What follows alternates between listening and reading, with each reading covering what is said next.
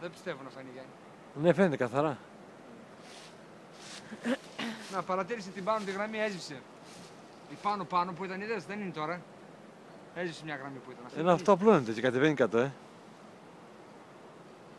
Όντως ρε παιδιά, εντάξει, εκτός από το κράτος υπάρχουν και οι άλλοι επιστήμονες, οι μελετητές.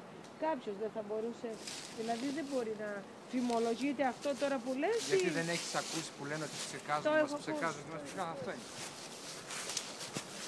Σωστά, αυτό πρώτη φορά το βλέπω, να είναι τόσο μεγάλο. Κοίτα πώς κάνει από κάτω κάτι γαγλιά το σύννεφο.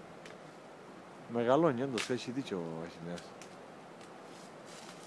Πώς λέει ο άλλος, ζουν ανάμεσά μας. Μας ψεκάζουν.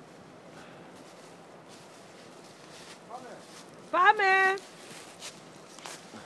Αχιλλέα, εσύ πρέπει να μας παρακολουθείς, μη χάσεις κανένα.